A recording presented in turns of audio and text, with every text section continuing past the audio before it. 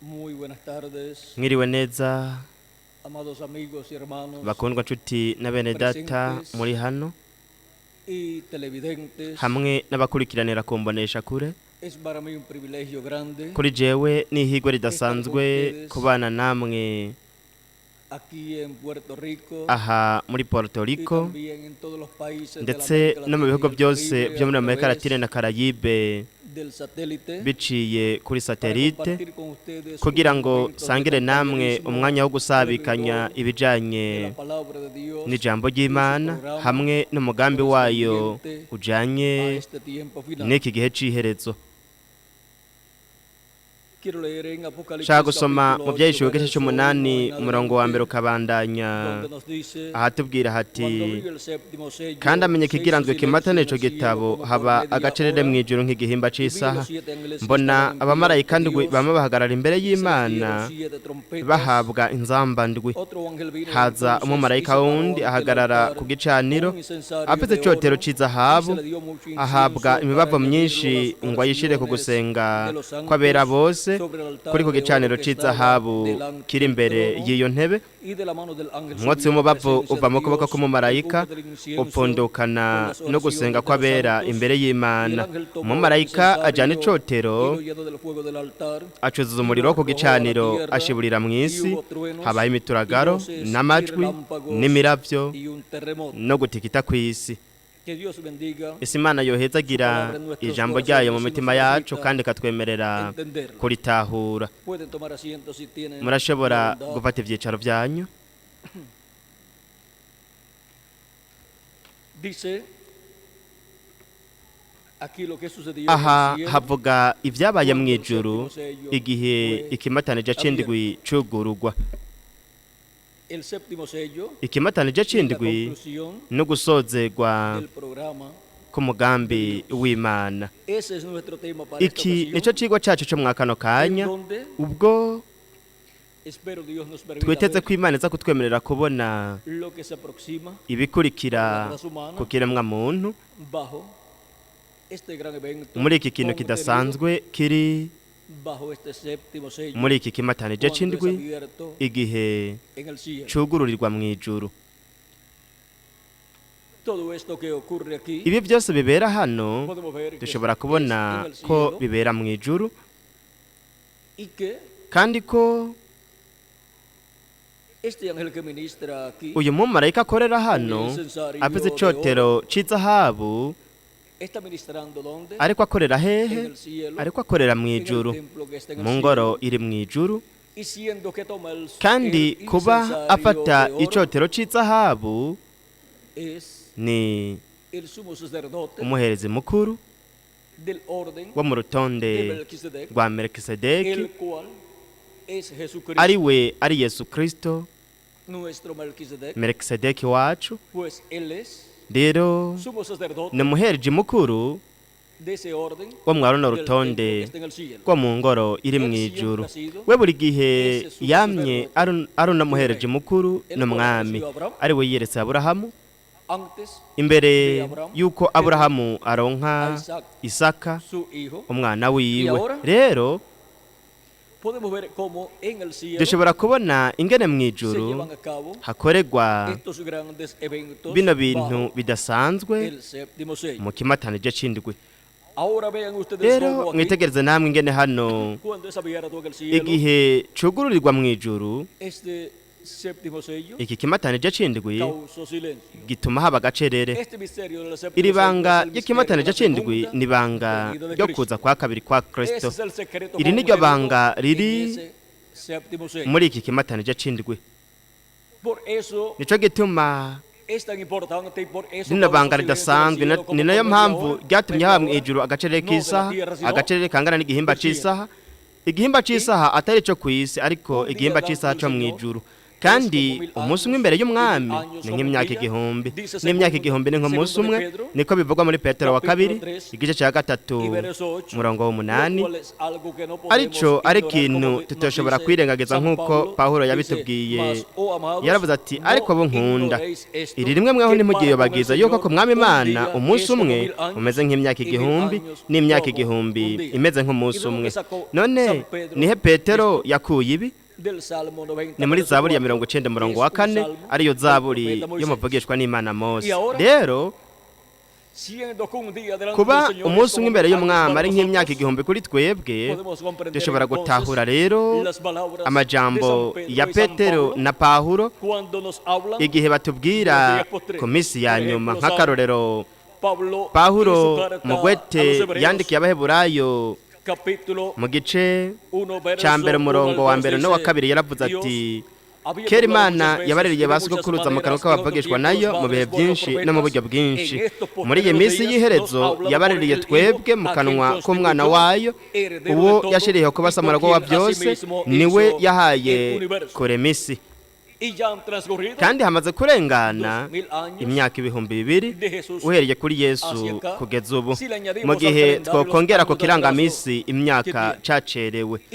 Kandi Pawulo mbega yoba yarihenze mu kuvuga ko iyo minsi ubwo Kristo yagaragara akavuga ubutumwa yari minsi ya nyuma? Ntabwo yihenze namba. Reka turabe igituma. Yari minsi ya nyuma, kandi n'ubu turacari mu minsi ya nyuma. Petero nawe avuga ku minsi ya nyuma mu gice cya 2 umurongo wa 14 mu gitabo cye Vyakozwe n'Intumwa, ibi byabaye ku munsi wa Pentekoti. Yaravuze igihe bose biyumvira ko bari baborewe, cyangwa abantu benshi bakiyumvira ko bajya bigishwa 120 ba Yesu Kristo bari baborewe, kuko babumvise bavuga mu ndimi z'aba bantu bari bari ngaho, bari bavuye mu bindi bihugu baje guhimbariza Imana ngaho i Yerusalemu. Rero barabaheburayo abo bantu, abandi nabo barabahindukiriye iyobokamana rya Kiyuda. Rero turabona ko babumvise abo bantu 120 bizera Kristo, abari bavutse bwa kabiri ngaho ku munsi wa Pentekoti, babumvise bariko baravuga ibitangaza by'Imana babivuga mu zindi ndimi. Abantu barabaza, benshi barabaza bati mbega ivyo bisobanura iki? Mbega bose bavuga s'abanyagalilaya? Baravuga bati s'abanyagalilaya kuko buri muntu wese ukurikije uburyo avuga hamwe n'uburyo yambara ushobora kumenya agace akomokamwo. Rero ati mbega bose s'abanyagalilaya baba bariko baravuga kubera ko tubumva bavuga mu ndimi zacu bwite, mu ndimi twebwe twavukiyemwo. Ibitangaza by'Imana bakaba bariko barabivuga muri izo zindi ndimi, kuko aho hari umusobanuzi Mpwemu Yera ari we azi indimi zose. Abo bigishwa ba Yesu Kristo rero kumbure ntibari bazi neza n'igiheburayo bwaco, kumbure ntibatahura utuntu twose tugize urwo rurimi, ndetse ngo banavuga neza ururimi rwabo bwite, ariko bariko baravuga mu zindi ndimi. Ati mbega ivyo bisobanura iki? Mbega Imana ntiyavuze yuko bazovuga mu zindi ndimi hamwe no mu ndimi zitamenyekana? Rero mwitegereze namwe, bari bajije bati mbega ivyo bisobanura iki?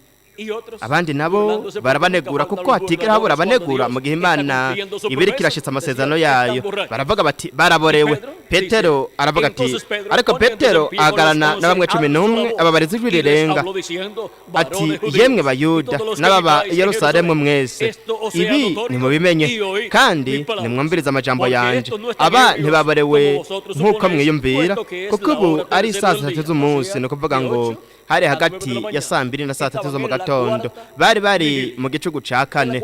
Mu gicugu ca 4 niho barose umubatizo wa Mpwemu Yera, no kuvuga ngo barose ukuvoko bwa kabiri. Rero Petero a las promesas yaciye aja mu masezerano y'Imana ajanye n'iminsi ya nyuma araheza arababwira akoresheje ivyanditswe ababwira ivyariko birabera ngaho aravuga ati ariko ivyo nivyavuzwe niwavugishwa n'Imana Yoweri ati bizoba mu minsi y'iherezo niko Imana yagize nzosuka mpwemu wanje ku bari no mubiri bose kandi abahungu n'abakobwa banyu bazobavugishwa nanje n'imisore yanyu izobona ivyo yeretswe n'abatama banyu bazorota inzozi mbere n'abagorana banje b'abahungu n'abakobwa muri iyo minsi nzobasuka ko mpwemu wanje bavugishwe nanje kandi uhereye ku munsi wa Pentekote kugeza ubu Imana yamye isuka mpwemu yera ku bari n'umubiri bose ni kuvuga ngo ku muntu wese yizeye Kristo nk'umucunguzi wiwe akozwe ibyaha byo mu maraso ya Kristo kandi akaba yararose mpwemu yera uko niko rero yaronka ukuboko bwa kabiri uko niko yaronka umubiri wa Teofania mu burenganire bwa gatandatu kandi uko niko yaba yamaze kuronka umuganuro wa mpwemu ari umubiri wa Teofania mu burenganire bwa gatandatu kugira ngo ku munsi wa mazoronke iciyongera ku mubiri wa Teofania mu burenganire bwa gatandatu aronka umubiri musha uboneka ari wo mubiri uhoraho hawe ubwiza ndetse umubiri udapfa rero ivyo nivyo abarose ukuboko bwa kabiri sivyo umuntu wari we wese ubwa mbere no kwizera Yesu Kristo nk'umucunguzi wacu nuko tukozwe ibyaha byacu mu maraso ya Kristo hama tukaronka mpwemu yera no kuvuga ngo tukaronka ukuboko bwa kabiri none ni ryari Petero avuze yuko Imana yasezeranye kwizosuka mpwemu wayo ku bari n'umubiri bose ni mu minsi ya nyuma kandi iri kwisuka mpwemu wayo ku bari n'umubiri bose uhereye ku munsi wa Pentekote kugeza mwa kino gihe c'iherezo muri aba bigishwa ba Yesu Kristo ntibari bwaravuze ubwa kabiri kandi Yesu Kristo yari yavuze ko ari ngombwa kuvuga bwa kabiri n'abigishwa biwe bwite ntibari bwavuga bwa kabiri ariko Yesu Kristo yarababwiye ati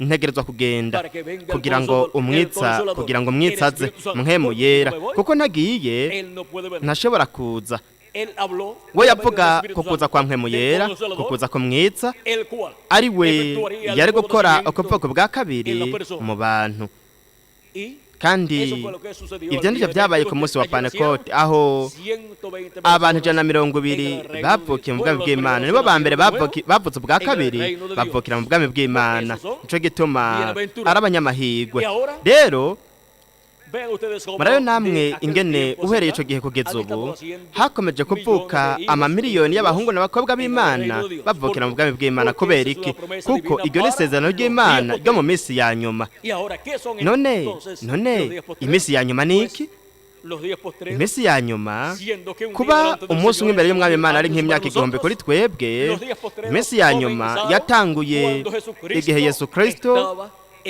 yarari ngaha ku isi igihe Yesu Kristo yaravise hagati y'imyaka 3 n'imyaka 7 y'amavuko hatanguye ikimpombe ca gatanu kandi ikimpombe ca gatanu ni umunsi wa mbere mu minsi ya nyuma imbere y'Imana kubiremwa abantu umunsi umwe imbere y'Imana kubiremwa abantu ni ikimpombe rero iminsi ya nyuma yatanguye igihe Yesu Kristo yari ngaha ku isi hatangura bityo ikimpombe ca gatanu ari wo munsi wa mbere mu minsi 3 ya nyuma imbere y'Imana kandi iminsi ya nyuma imbere y'Imana ni ikimpombe ca gatanu ikimpombe ca gatandatu n'ikimpombe c'indwi kubiremwa abantu kandi uhereye kuri Yesu Kristo kugeza mwa kino gihe tubayemwo hamaze kurengana imyaka 2000 kubiremwa abantu ariko imbere y'Imana ni iminsi ngahe imaze kurengana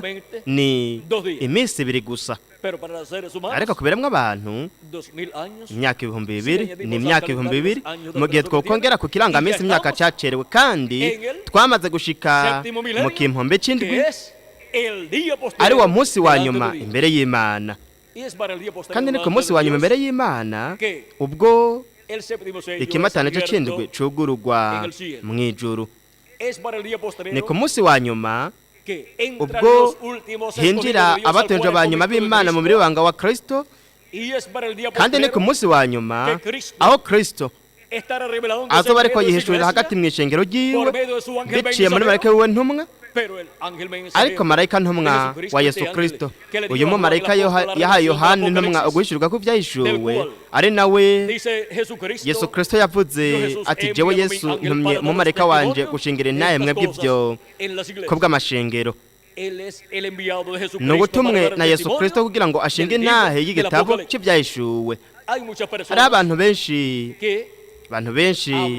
bavuga ku gitabo cy'ibyahishuwe ariko ntibazi ko marayika arungikwa na Yesu Kristo kugira ngo ashinge intahe y'iki gitabo yo kuguhishurirwa kuri mu gitabo cy'ibyahishuwe ari marayika w'umwami Yesu Kristo. Aravuga ngo uguhishura kwa Yesu Kristo uko yahawe n'Imana ngo yereke abagorano biwe ibigira bibeho vuba, agatuma umumarayika wiwe akabimenyesha umugorano wiwe Yohana.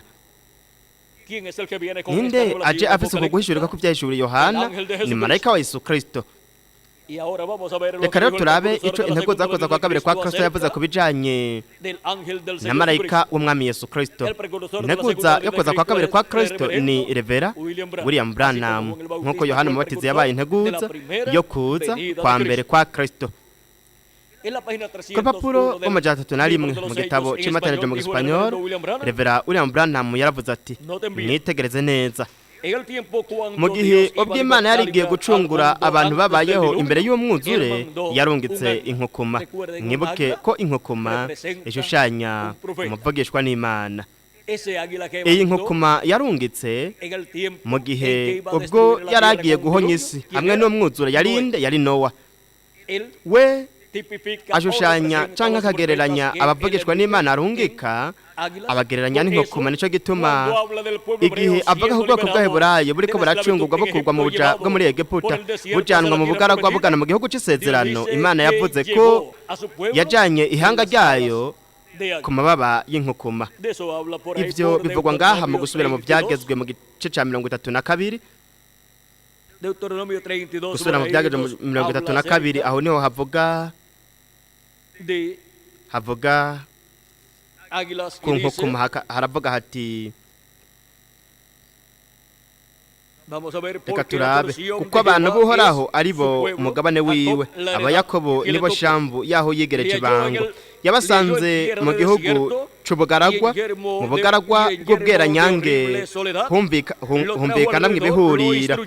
Abakikiziga nino arababungabunga, abazigama nk'imbara y'ijisho, nk'uko inkukuma ikangura ivyana vyayo mu cari, igahungiriza amababa hejuru yavyo, igasanza amababa ikabijana ikabiheka ku mababa yayo.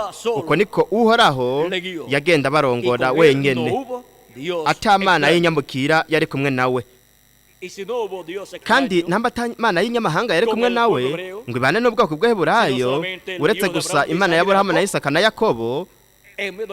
Hagati mu bwoko bw'Abaheburayo Imana ntishaka imana z'inyamahanga. Nico gituma hazoba gusa ukwizera kumwe mu nganje y'imyaka 1000, uburyo bumwe bwo kwizera Imana.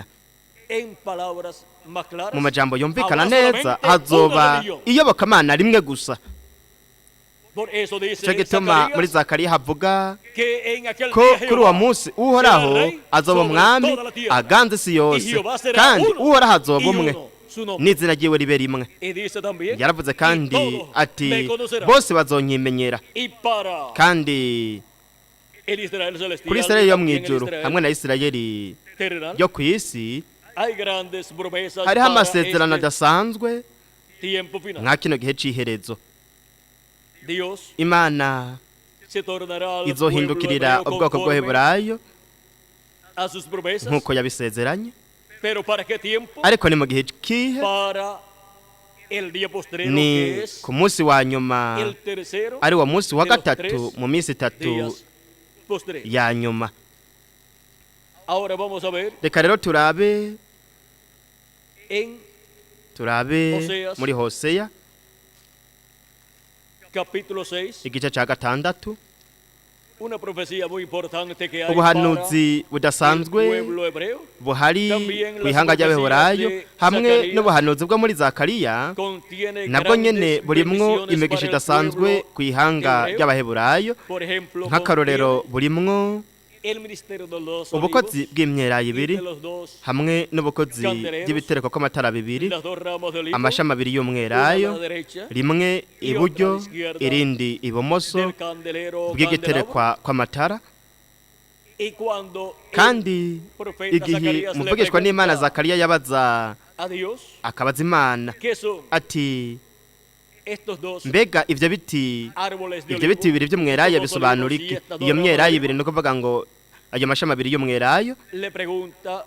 Yaramubajije ati, ntuzi ico bisobanura? Nawe aravuga ati, oya mwami wanje. Hanyuma arabwirwa ati, abo n'abasigwa babiri bari imbere yo kugaragara kw'Imana. Imbere yo kugaragara kw'Imana mw'ijuru kugira ngo bigaragarize hehe? Aha kw'isi mu gihe c'iherezo. Cyo gituma mu Vyeshuwe 11 no gushitswa kw'imyelayo ibiri hamwe n'ibiterekwa kw'amatara bibiri n'amashami abiri y'umwelayo yo muri Zakariya igice ca 4. None iyo myelayo ibiri yo mu Vyeshuwe igice ca 11 ni iki? Ni ubukozi bwa Mose na Eliya bwisubiramwo ngaha kw'isi. Kandi nk'uko ubukozi bwa Eliya bwisubiriyemwo muri Elisa, hanyuma bukisubiramwo mu ncuro ya gatatu muri Yohana Umubatizi, hanyuma mu ncuro ya 4 muri Reverend William Branham, mu ncuro ya 5 buzokwisubiramo ku munsi wa nyuma muri marayika w'Umwami Yesu Kristo, ari we muvugishwa n'Imana ntumwa w'ikiringo c'ubwami, arico kiringo c'indwi. Kandi n'ubukozi bwa Mose nabwo nyene buzokwisubiramo ku munsi wa nyuma, bwisubiremwo muri marayika w'Umwami Yesu Kristo mu ncuro ya 2. Iyo Imana isezeranye kurungika ubundi busha umuvugishwa n'Imana yarungitse muri kahise, ni ubukozi bwo muvugishwa n'Imana hamwe na mpemu y'Imana yarimwo muvugishwa n'Imana biza mu wundi muvugishwa n'Imana. Uko niko byamye, uko niko ubukozi bwa Eliya bwamye inshuro yose bwigaragaje, kandi uko niko biri kandi no ku bukozi bwa Mose ku munsi wa nyuma mu bukozi bw'imyelayo ibiri yo mu Vyeshuwe igice ca 11 murongo wa 3 ukabandanya. Rero iyo niyo myelayo ibiri iri imbere yo kugaragara kw'Imana. Rero mu ngoro iri mw'ijuru iyo myelayo ibiri ni Gaburiyeli na Mikaheli. Ariko ku isi mu ngoro yo mu buryo bw'inkwamo ya Kristo ni ubukozi bwa Mose na Eliya bwisubiramwo muri marayika w'Umwami Yesu Kristo, bushigikiwe n'abamarayika bakuru Gaburiyeli na Mikaheli. Ni ukuvuga ko ugushigikirwa kuvuye mw'ijuru, gushigikira ubwo bukozi kuzoba kuri ngaha. Kandi ico gituma ubuvugishwa buvuga ko Mikaheli azohaguruka, umugabisha w'ingabo ahagarariye abana ba Isirayeli. Daniyeli igice ca 12 murongo wa 1 ukabandanya. Ubukozi bw'imyelayo ibiri niho hazokwigaragaza abamarayika bakuru Gaburiyeli na Mikaheli bagwanira ubwoko bw'Abaheburayo, ariko ubwa mbere bazogwanira ishengero rya Yesu Kristo, ni ukuvuga ngo Isirayeli yo mw'ijuru. Rero mu gice ca 6 muri Hoseya murongo wa 1 ukabandanya haravuga ngo, enda nimunze dusubire kuhoraho, kuko ari we yadutabaguye kandi niwe azotuvura, niwe yadukubise kandi niwe azodusomora. Rero nimurabe ingene Imana yatabaguye igakubita ubwoko bw'Abaheburayo, uhereye ubwoko bw'Abaheburayo bwase Kristo mu kuza kwe kwa mbere, hanyuma habaje ko ibi bihano biteye ubwoba, kuko amaraso ya Kristo yamye yagirizwa amaboko y'Abaheburayo ndetse n'abakomoka mu bwoko bw'Abaheburayo, ndetse n'amaraso y'abavugishwa n'Imana bari bishwe n'ubwoko bw'Abaheburayo igihe Imana yabarungika.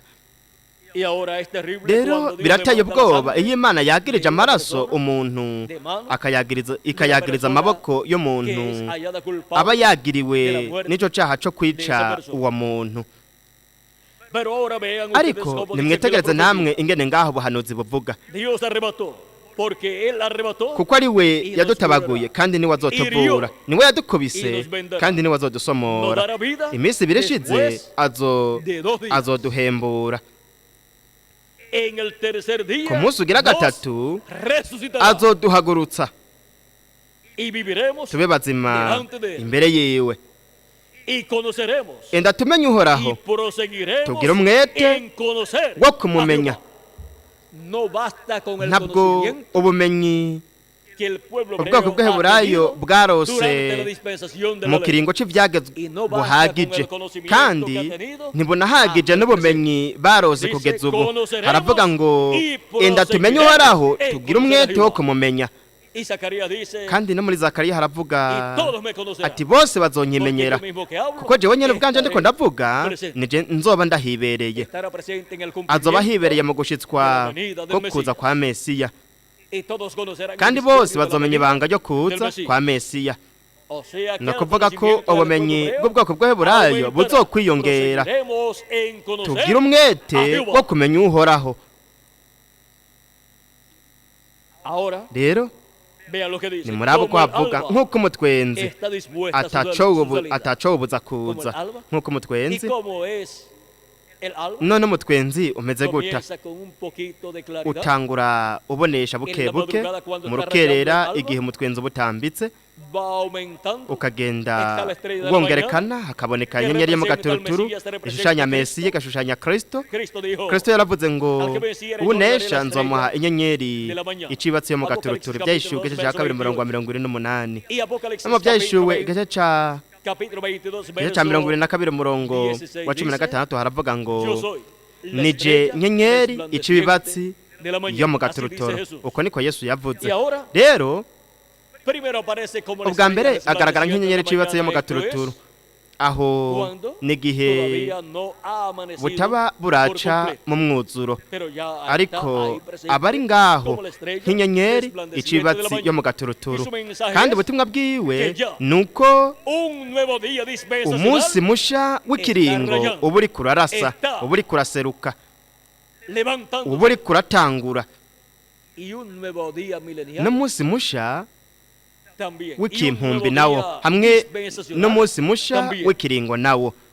Como el alba está dispuesta a su salida. Nk'uko umutwenzi Ahora, al atacobuza principio, kuza. Rero mu ntango hagitangura umutwenzi ugitangura kubonesha se ven algunas cosas, ibintu bimwe bimwe pero biraboneka, otras no se ven. ariko No se ibindi comprenden. ntibiboneka ntibitahurwa.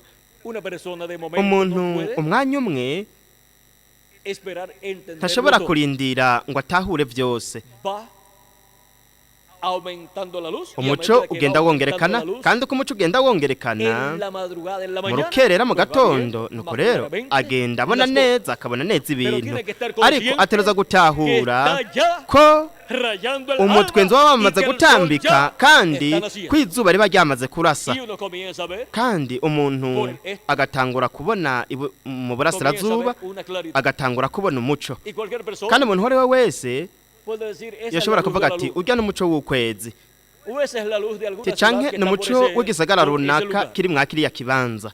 Pero el que sabe Ariko umunyabwenge Mira rero. araba ku isaha y dice, y es akavuga hora ati iyi niyo saha de que el sol y'uko izuba comience ritangura a alumbrar. kumurika, Comienza a salir. rigatangura kurasa. Por lo tanto, yo Kubw'ibyo miro rero hacia ndaba este, iburasirazuba, porque por el este kuko iburasirazuba es que sale el sol. niho izuba Y por el riserukira, este es iburasirazuba niho el sol. izuba Por riserukira, este es que raya iburasirazuba niho umutwenzi Así utambikira. es que yo miro Nuko rero jewe hacia el este. ndaba algo. iburasirazuba, Porque por el este kuko sale el iburasirazuba mensajero del hava intumwa este, y y'iburasirazuba. el mensajero del este Intumwa es el sol. y'iburasirazuba ni izuba, Y por el este kandi también iburasirazuba se ve haboneka la estrella de la mañana inyenyeri yo mu gaturuturu anunciando itangaza que ya ko un nuevo día umunsi musha está rayando. uri kuratangura, uri kurarasa. Y ahora Rero Cristo ha estado manifestado Kristo delante yamye de yigaragaza en sus uva mu gihugu mensajeros mu en kindi, cada yigaragariza edad, mu pero ntumwa ahora, za buri gihe, como ariko estrella ubu resplandeciente de la nk'inyenyeri mañana, cibatsi yo mu está gaturuturu manifestado en el azoba ariko verso yigaragariza mu al que unesha, venciere, yo le unesha daré nzomuha la estrella inyenyeri resplandeciente de la cibatsi yo mu mañana. Esa gaturuturu. manifestación Uku kwigaragaza de Cristo como kwa la estrella Kristo nk'inyenyeri resplandeciente de la cibatsi mañana yo mu estará gaturuturu donde? kuzoba En kuri el hehe vencedor.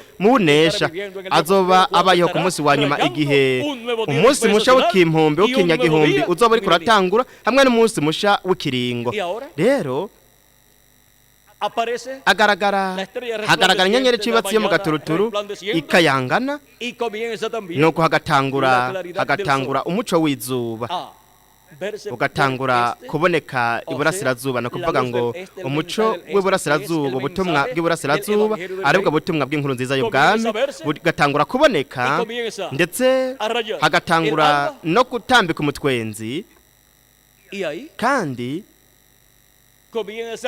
aho niho hatangura umuhamagaro wo gukanguka ku bana bose b'abahungu n'abakobwa b'Imana kuko mu bisanzwe inkengeri umuntu wese arayiregera kugira ngo izovuge mu gatondo kugira ngo itange ubutumwa bwayo bw'ikanguro mu gatondo itangaze yuko ari cyo gihe cyo gukanguka kandi isaha y'Imana ni hanga ry'abaheburayo ariko inkengeri ni ubukozi bwa Mose na Eliya aribwo bukozi buri mu butumwa buhamagara bugakangura abana b'Imana bose mu manyamahanga ndetse no mu bwoko bw'abaheburayo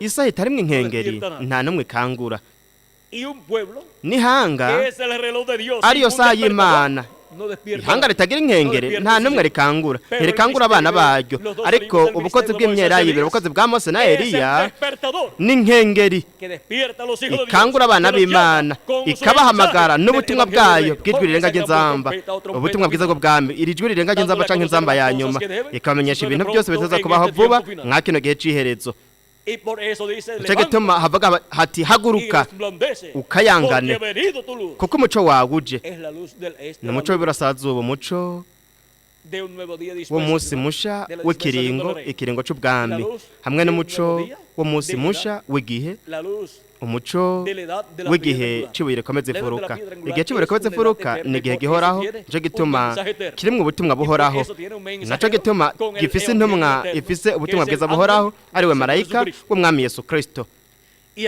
rero nk'uko umutwenzi ataca wubuza kuza ubwa mbere na mbere hatangura kuboneka inyenyeri icibatse mu gaturuturu ni ukuvuga ngo Kristo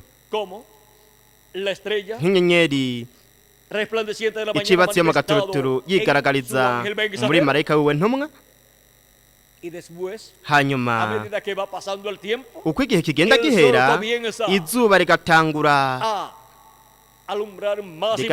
kumurika cyane rigatangura gutanga umuco mwinshi kandi n'izuba naryo rishushanya Kristo yigaragariza muri marayika we ntumwa rero buri munsi azogenda twongera umuco ndetse anatumurikira cyane atumurikira gutahura k'ubugingo bwacu ndetse na mpwemu yacu kandi azoba ariko aratumurikira ibyanditswe bijyanye no ku munsi wa nyuma azoba ariko aratumenyesha ibintu byose bitegerezwa kubaho vuba mwa kino gihe cy'iherezo kandi uko umunsi uzogenda ukura uko umutwenzi uzogenda wongereza umuco buri muhungu cyangwa umukobwa w'Imana azogenda atahura neza umugambi w'Imana atahura neza ibyanditswe byose byahanuwe bivuga kwa kino gihe cy'iherezo kandi azoshobora kubona ibintu bitashoboye kuboneka mu bihe n'ibiringo byaheze ibihembwe by'ishengero ry'abanyamahanga bishushanwa n'igihe cyo mu ijoro nicyo gituma babona nk'ababona ibyijiji nk'ababonera mu mwijima ariko iki ni igihe cyo kubona imbona nkubone Pawulo yavuze ati ariko hanyuma tuzobona imbona nkubone mw'ijoro wewe ubona ukoresheje umuco watiwe waba ukwezi gutira umuco ku zuba ni ukuvuga ngo umuco w'umuyaga nkuba ari wo atari umuco bwite canke umuco w'agatoroshi runaka canke w'ibuji runaka canke icyo cyose ariko iyo izuba riserutse wewe ntabwo uba ugikeneye agatoroshe cyangwa ibintu nk'ibyo nta nubwo uba ugikeneye umuco w'ukwezi kubera iki kuko izuba riba ryamaze kurasa kandi nta na kimwe kimurika kurusha izuba wewe ugiye ku zuba aho munsi y'izuba ukajyana agatoroshi ukavuga uti oya ndashaka gusoma ibi ariko ndashaka kubisoma murikisha aka gatoroshi ni ibintu bingana gute uzosoma kuri iryo zuba uri kuramurikisha ku gatoroshi wanashaka ntiwonashobora gusoma ibiri ngaho ukoresheje ku gatoroshi kuko haba hari umuco mwinshi ari wo muco w'izuba kandi iyo abantu bafashe agatoroshi canke bakavuga ati ukwezi kurahari, ati ngiye kurondera hari ukwezi kugira ngo ndashire ibi ngiye gusoma kugira ngo ukwezi kumurikire. Uwo muntu yoba ari kijuju cane kuko adatahura kwizuba ariko rifise umuco bwite kandi ryashizweho kugira ngo rimurike ku murango. Akaba aragerageza kurondera ikindi kintu kugira ngo amurike mu nzira yiwe canke amurike ico ashaka gusoma. Uko niko kandi vyabaye mu kuza kwa mbere kwa Kristo. Bose baravuga bati oya, ati jewe ndizera ivyanditswe vyose, tariko murikigwa n'umuco w'umurabi runaka canke w'umuhereje mukuru runaka kuko yagize umuco mwinshi kubijanye n'ivyanditswe, kandi nkuko afite icitiro gikomeye cane nuko rero ivyo avuga bitereza kuba ari ukuri. Kandi Kristo ari ngaho, mwitegereze.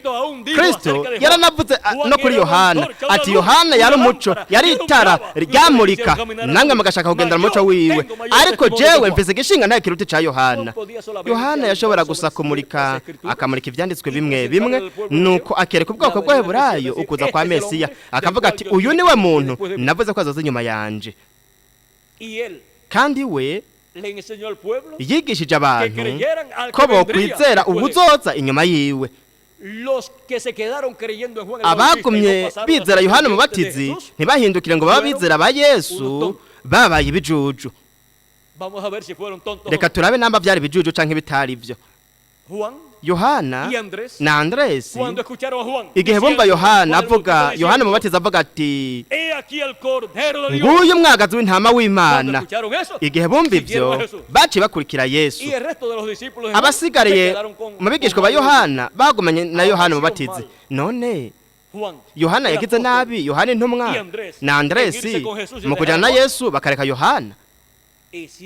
Bakoze ico bategetswe gukora kuko bizeye uwo Yohana yari yavuze ko azoza inyuma yiwe, kandi Yohana yaravuze ati inyuma yanje haje umuntu uwunduta, umuntu akomeye cyane kundusha. Baretse muto bajana na mukuru. Ikibi nuko bari kureka mukuru bakajana na mutoya.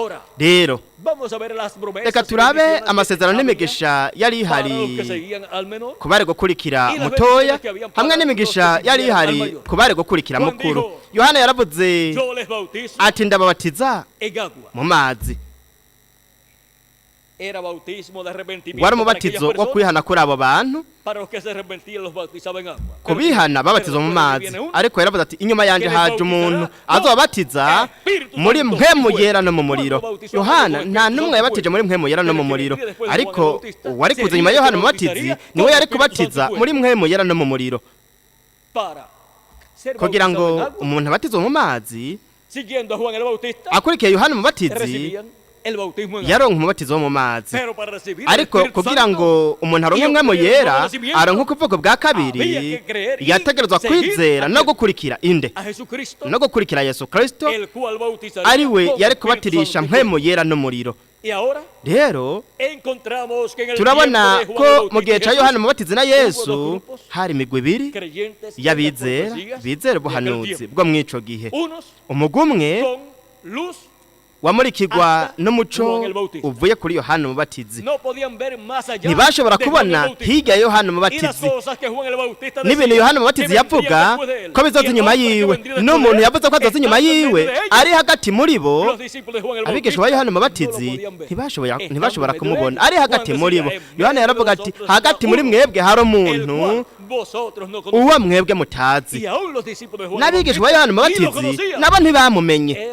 Yari umwishwa wa Yohana Umubatizi mu buryo bw'umubiri. Yohana igihe yamwerekana yaravuze ati nguyu mwagazi w'intama w'Imana akura ibyaha by'abari mw'isi, ndetse kandi yaravuze ati sinari ndamuzi, atari kuba ntumye kubatiza. Yarambwiye ati ubuzobona mpwemu yera amanuka ku buryo bw'inuma azoba ari uyo, nanje naramubonye. Nuko ndaheza ndamushingira intahe. Rero abakurikiye Yohana Umubatizi ntibakurikira Yesu byabagendekeye gute? Rero mwitegereze namwe isezerano ryo kuvuka bwa kabiri no kuronka mpwemu yera ryari ryabande ry'abakurikira uwo yateguriza. Abakurikiye integuza bashitse ku mubatizo wo mu mazi gusa, kandi bari bafise amasezerano y'umuntu azoza inyuma ya Yohana Umubatizi ari we azobatiza muri mpwemu yera no mu muriro, ariko ntibashoboye kuronka umubatizo wa mpwemu yera n'umuriro ngo baronke kuvuga bwa kabiri bataramubona ngo bamwakire. Batamumenye ntibari kwigera baronka namba umubatizo wa mpwemu yera n'umuriro. Habaye imigwi ibiri, uwa Yohana n'uwa Yesu, kandi baje kuri Yohana bafise amakuru kugira ngo bamushavuze. Baramubwira ati umwe washingira intahe ubu akurikirwa n'abantu benshi kukurusha, kandi abatiza abantu benshi kukurusha. Yohana Umubatiza aravuga ati wewe bimukwiriye gukura, nanje nkacishwa bugufi. Abagumanye na Yohana bagumanye n'uwariko aragenda acishwa bugufi. Abajanye na Yesu nabo bajanye n'uwariko aragenda akura ashigwa hejuru. Rero igihe Yohana yari mu nzu y'imbohe, yarongetse babiri mu bigishwa biwe barongeka kuri Yesu kugira ngo bamubaze bati mbega ni wowe umwe yavuze ko azoza canke twitego wundi? Kuko iyo Yesu ataba uwo yavuze ko azoza, ariwo Yohana yari yavuze ati inyuma yanje haje umuntu uwo bitambereye guhambura utugozi tw'ibirato byiwe. Nuko rero Yohana Umubatizi nawe ntiyari kuba ari ntaguza ryo kuza kwa mbere kwa Kristo. Nuko rero ibintu byose Yohana yari kuba yaratangaje n'ibyo yari kuba yarakoze byari kuba ubuzimire. Ariko Yesu azi neza ko Yohana Umubatizi yari umuvugishwa n'Imana, kandi ko ari we yamurungitse imbere yiwe, kuko Yesu ni marayika w'isezerano, ari we yari yarungitse intumwa yiwe imbere yiwe. Azi rero ko Yohana azi amasezerano yose ya Mesiya n'ibintu Mesiya azokora mu kuza kwiwe, atangura gukiza abagwaye hamwe no guhumura amaso y'impumyi no gusenda abadayimoni hamwe no kuvuga ubutumwa. Arababwira ati mugende kwa Yohana mumubwire ibyo mwabonye, ati ibimuga biratambuka, impumyi zirabona, abakene nabo barabwirwa ubutumwa bwiza. Ntabwo Yesu yateruza kubabwira ati mubwire Yohana ko ndi Mesiya, oya, kuko umuntu wese n'umukozi w'Imana wese kubw'ibyanditswe ategerezwa kumenya ibintu byasezeranijwe ko Mesiya azokora mu kuza kwiwe. Rero ntabwo byose yari kubikorera icarimwe, bimwe yabikoze bwa mbere, ibindi birakurikira, ibindi nabyo abikora kw'iherezo. Rero igihe bamushira amakuru Yohana y'ibintu Yesu yari karakora, Yohana yaterezwa kugereranya ivyo bintu Yesu yari karakora hamwe n'ivyo umuvugishwa n'Imana Yesaya mu gice cya 31 yavuze ko Mesiya azokora. Kandi ibintu Mesiya yari gukora mu kuza kwiwe kwa mbere byavuzwe na Yesu nyene ubwiwe muri Luka igice cya 4, igihe yafata iki canditswe cyo muri Yesaya aravuga mu gice cya 4 murongo wa 18 ukabandanya, mpemu uhoraho ari kuri jewe, nicyo cyatumye andabanaza amavuta kugira ngo mbwire aboro ubutumwa bwiza. Murabona, kubwira ubutumwa bande aboro. Buri gihe igice kinini cy'abantu baravuga bati niba batunzi bariko barabwirwa ubutumwa nabo bakaba bariko barizera, ati ivyo ni ivy'Imana. Ariko mwitegereza haravuze ngo kugira ngo abwire ubutumwa bande, abwire ubutumwa bwiza bande, abakene aboro. Nuko rero abantu bateruza gutahura ko niba ubuhanuzi buvuga ko aboro bazobwirwa ubutumwa bwiza, aboro bazoba bariko barumva Mesiya mu kuza kwiwe mu myaka 2000 iheze, avuga ubutumwa, abwira ubutumwa bwiza aboro, ndetse anashitsa anamasezerano yose. Yanumye kumenyesha abarindwa ko barekuwe n'impumyi ko zihumuka, no kubohora abanywagutse imitima, no kumenyesha abantu umwaka wo kwemererwamo n'Uhoraho. Azinga igitabo amusubiza umusanzu w'inzu no kuvuga ngo umukozi w'Imana aricara abantu bose bari mu isinagogi bamuhanga amaso atangura kubabwira ati ibyo byanditswe birashitse uyu munsi nk'uko amatwi yanyu yiyumviye rero Mesiya hagati mu bwoko bw'Eheburayo ashitse ubuhanuzi atanguye ubukozi bwiwe murabe ntabwo bashobora kuvuga bati oya ati byanditswe bivuga ngo batobaguye amaboko yanje ibiganza byanje n'amaguru yanje ati natwereke ibiganza byiwe n'amaguru yiwe ibyo byari byo kuherezo ry'ubukozi bwiwe rero mbega mwibaza yuko abantu bose bazo bati Imana ishimwe ko dufise Mesiya ari ngaha oya siko byagenze reka turabe ko byagenze ngaho bose baramushima batangazwa n'amajambo y'igikundiro avuye mu kanwa kiwe bati mbega uyu siwe mwene Yozefu aha baciye batangura kurondera impamvu runaka kugira ngo bavuga ati uyu ntashobora kuba Mesiya kuko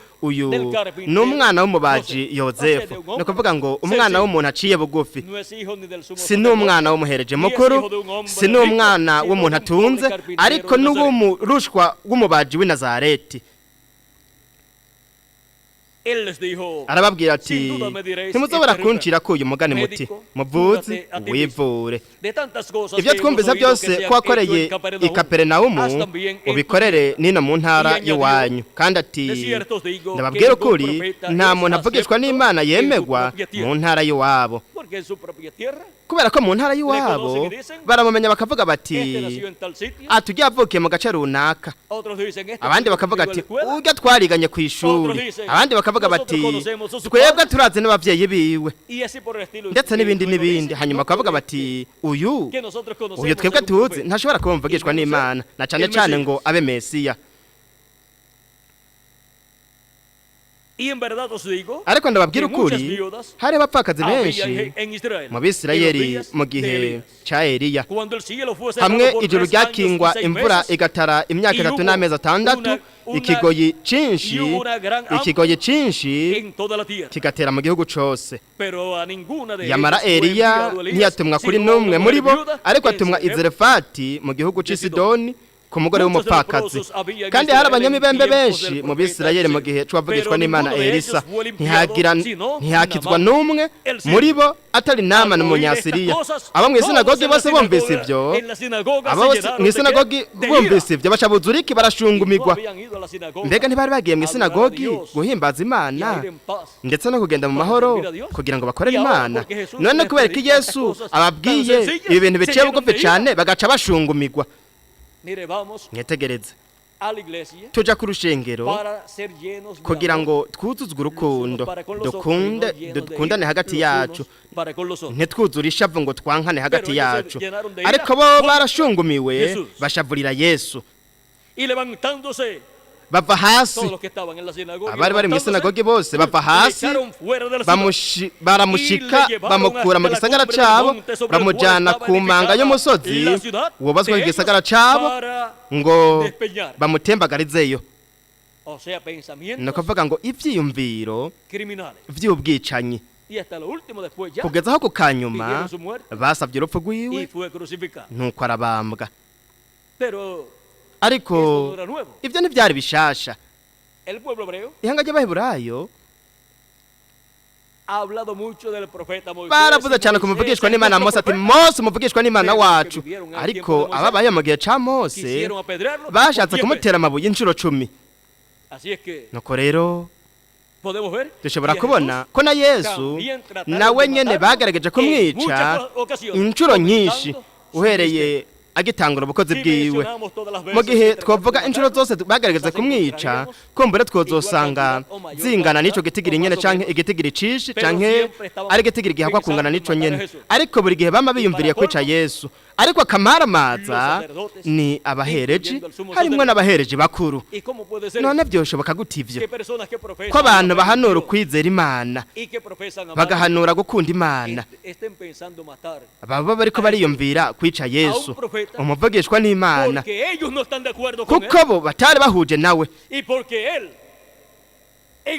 cyane no kubera yigisha ijambo ry'Imana nk'uko bigenewe ico gihe nabo bakaba batari biteguye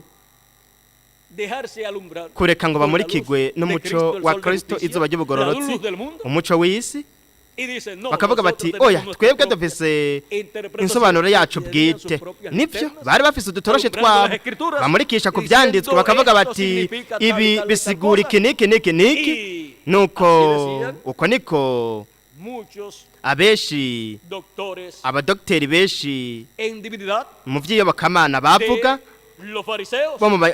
bo mu bafarisayo ariko ibyo byanditswe nyene abasadukayo bashobora kuvuga bati bamurikishije agatoroshi kabo ka teoloji ati ibyo bisobanura iki niki ndetse no kugira ngo bagwanye ibyo abafarisayo bizera bakabivuga ibinyuranye n'ibyo bo bizera nk'akarorero kubijanye n'umuzuko ntibizera umuzuko abasadukayo nk'uko ibyanditswe bivuga ndetse ntibanizera n'abamarayika kandi byatanzwe harungitswe abamarayika kandi n'Imana n'isezerano rya kera yazuye abantu batandukanye ariko ntibizera umuzuko n'abamarayika none byoshoboka bite kwabo baba abantu b'abanyedini ndetse bakanagira n'igihagararo cyo hejuru cyane haba mu bukozi bw'iryo dini ntibaheze ngo bizere umuzuko n'abamarayika ni ukuvuga yuko hari abatizera bakomeye cyane hari mw'iryo dini nyene nk'abayobozi bakuru b'iryo dini ariyo mpamvu batanizeye na Yesu Kristo Mesiya yari yarabasezeranijwe uko kwabaye kutizera gukomeye cyane ku bakuru b'amadini b'ico gihe abeshi muri bo mvuze nti abeshi muri bo kuko bamwe barizeye Yesu si bose babaye batizera Nikodemo yizeye Yesu na Gamariyeli na Yozefu we Arimateya hamwe n'abandi nyene nabo barizeye ariko mwebwe murazi ko birinda bakirinda kugira ngo ntibaberekane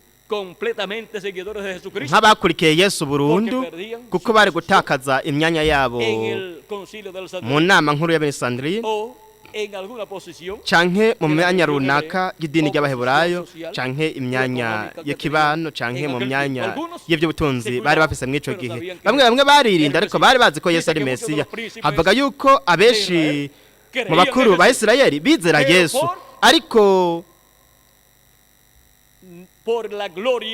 ku bw'icubahiro ca kimuntu ntabwo babitangaza ku mugaragaro kugira ngo ntibatakaze iyo myanya bari bafise ariko umuntu ateruza kuba umunyakuri hamwe n'Imana ndetse nabo nyene ubwiwe hamwe n'abandi yizera canke atizera umuntu ategerezwa kuba umunyakuri cyane n'Imana hamwe nyene nawe ubwiwe kugeza ubwo umuntu yaba yiteguriye gupfa apfira ibyo yizera nk'uko bari biteguriye gupfa abavugishwa n'Imana bo mu isezerano rya kera na Yesu Kristo ubwiwe hamwe n'abigishwa b'umwami Yesu Kristo batihakanye Yesu Kristo rero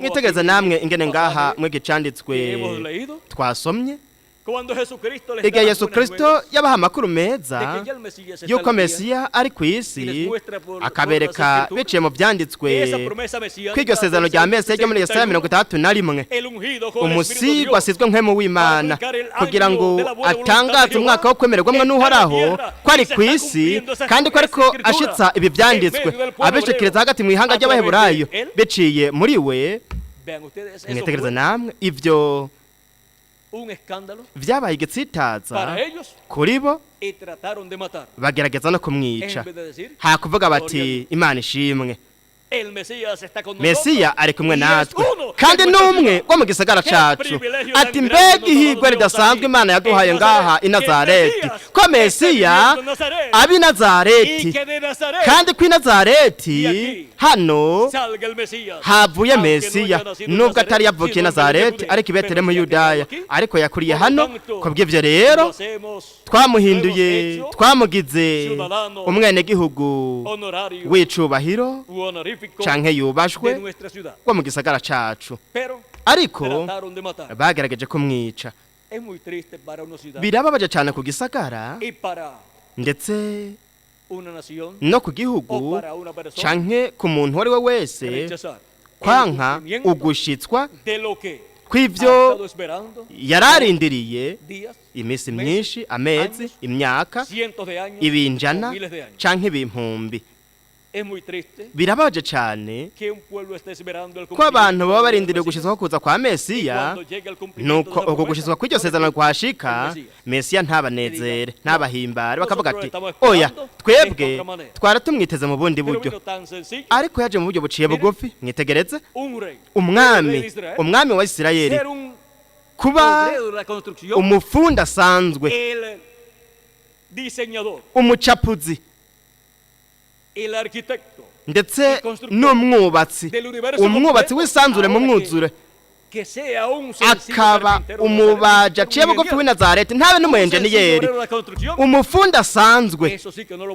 Ivyo vyaruko kugeza ubwo tuzoshobora kuvyizera. Imana yigaragaza gute? Mu buryo buciye bugufi. Ariko barashavuriye Yesu cyane kuko kuba Yesu atari yarize ibijanye na teoloji, ntagire n'icitiriro c'ubudogiteri muri teoloji nk'abadogiteri bahambaye cyane b'iyobokamana muri ico gihe. Abadogiteri bakomeye ntibashobora gukora ibyo Yesu yakora, bakavuga bati none uwo muntu vyoshoboka bite ko avuga canke agakora ivyo bintu atize? Ati bishoboka gute? Ati ni gute yogwiza amafi n'imitsima? Ati ni gute yoshobora kubwira igipfunda akabwira umuyaga ati tuza, nuko imipfunda igahagarara? Ni gute yogendera ku mazi? Ni gute yoshobora guhumura impumyi akazibura n'amatwi y'abatumba? Ni gute yoshobora gukiza abagwaye n'abamugaye ibice bimwe bimwe vy'imibiri? Ni gute yoshobora gukora ivyo bintu? Ivyo umuntu ntabironka kubw'amadoktora muri teoloji, kubw'impamyabushobozi muri teoloji. Ivyo umuntu abironka kubwo gusigwa na mpwemu w'Imana, kuko ni mpwemu w'Imana niwe akora ivyo bintu. Nuko rero Yesu ntiyarashingiye ku bwenge bwa kimuntu, ariko yarashingiye ku kwigaragaza kwa mpwemu w'Imana yarari muri we. Rero baciye bashavura cyane kuko bo hamwe n'ivyitiro bikomeye cyane bari bafise ntibashobora gukora ibintu Yesu yakora. Bakavuga bati nitwabireka abantu bose mu mwuzuro bazomukurikira. Ivyo biri mu vyanditswe. Baravuga bati turakwiye kurondera ingene uwo muntu tumuhagarika, hakuvuga bati uwo muntu no kumufasha kuko Imana yamurungitse afise no mugisha udasanzwe wasezeranirijwe ihanga ry'Abaheburayo. Mwitegereze muri Yohana igice ca 11 murongo wa 40 n'ukabandanya, haravuga ngo nuko abaherezi bakuru n'abafarisayo bakoranya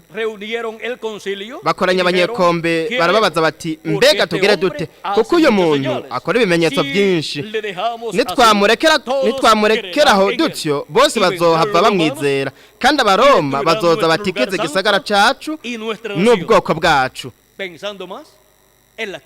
Biyumvira cyane ku bintu bigaragara biboneka. Ariko namwe nimwetegereze imbere gato haje Abaroma, umugabisha w'ingabo Tito w'Umuroma asambura urushengero hamwe n'igisagara nk'uko yashaka gusambura ico gisagara ndetse n'ubwo rushengero. Nuko rero baba biyumviriye gusamburwa, kandi gusamburwa kwashobora kuza gusa mu gihe bari kwanka Mesiya. Uburyo bwo kwirinda ko Yerusalemu isamburwa n'urushengero kwari kwakira Mesiya. Ariko umwe muri bo ni Kayifa, yaramuhereze mukuru wo muri uwo mwaka, arababwira ati mwebwe ntaco muzi namba,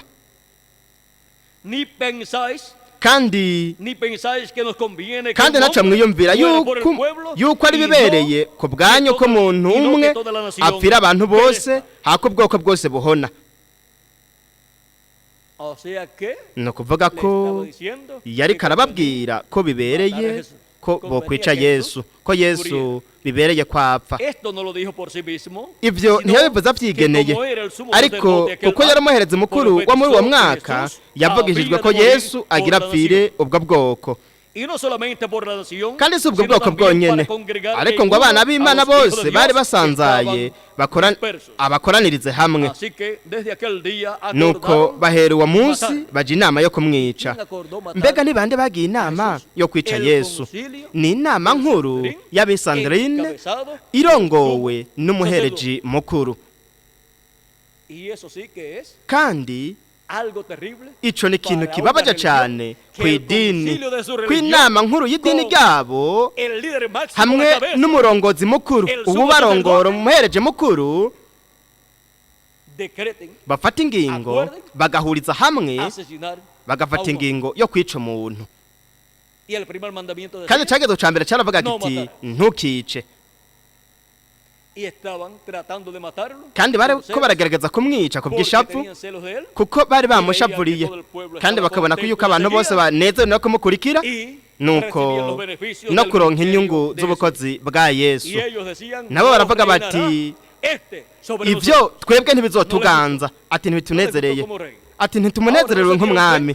Rero ntibatahuye ko umwami Dawidi yari umuntu aciye bugufi, umusore w'umwungere w'intama i Betelehemu h'i Yudaya, kandi ko umwana wa Dawidi ukomoka muri Dawidi azoba ari umuntu nawe nyene aciye bugufi.